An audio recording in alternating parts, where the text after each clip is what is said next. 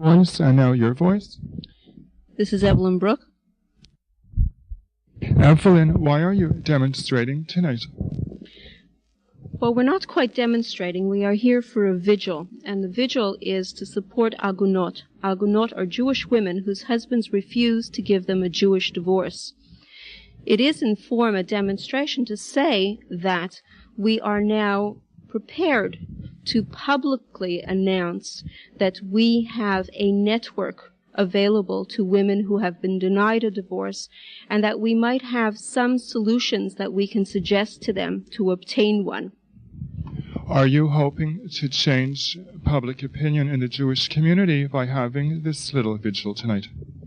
Unfortunately, there is no public opinion in the Jewish community. The Jewish community is largely ignorant of the problem that women face when they are denied a get, the Jewish divorce document.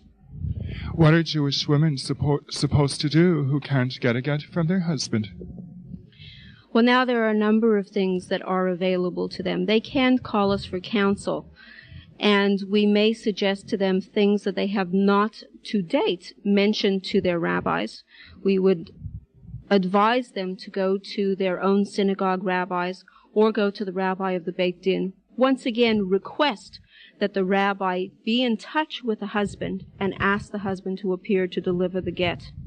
In the cases of women who have not yet had a civil divorce decree, we would advise them to be aware of the law that was enacted in Canada in August of 1990, and it might be helpful before their civil divorce, and they might be able to have a get. Why do you feel that some of the husbands don't allow their wives to have divorce? Well, in Jewish law, it is only the man who can initiate and give a get. The woman can only accept it. It is a very strong bargaining tool for Jewish men to use against their wives. For example, if they don't want to pay the amount of support that they have been paying or been asked to pay by the courts, they can then say to their wives, if you want a get, we will reduce the amount that we are paying you by the month or whatever. Also, there are some husbands who simply want to wreak vengeance on their wives. So what does this tell us about these men who are willing to hold their wives hostage like that? It tells us that these men are abusive men and that they have found shelter outside of the public eye. They have never, ever been exposed as men who are abusing their wives. Have the Orthodox rabbis done anything to alleviate the situation? Well, the Rabbinical Council of America recently resolved to use prenuptial agreements prior to all marriages. The prenuptial agreement would state that in the case of a divorce, the man would give the get and the woman would accept it. The other thing that they agreed to do was shun the men who are recalcitrant, who refuse to give their wives a get. By shunning them, it also includes not giving them Torah honors, so that even if a man's son is to be bar mitzvahed, he would not be called up to the Torah. Or, if one of his children is being married, he would not be permitted to stand beneath the canopy with them. Some of these men might be denied membership in synagogues, and one of the first synagogues to change its constitution was right here in Montreal at the Beth Tikva. Do you think that this will be effective? It is effective only if people implement it.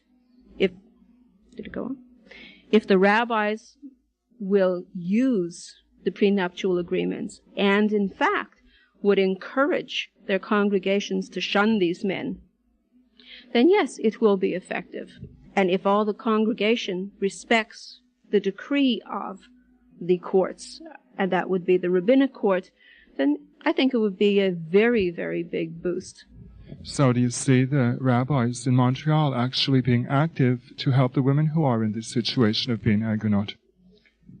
Do I see them being active now? There are a number of rabbis that have been working on behalf of agunot for a long time, but there's only so much that they can do behind the scenes.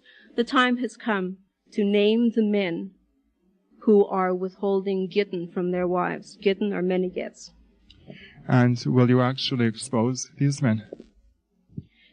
If these men refuse to appear at the Beit Din, and if their wives are prepared to say that they want a get and will allow the public to know that these men are refusing, then yes, we will expose them. And hopefully we will find a press that will give us the free space to do this. Thank you very much, Evelyn.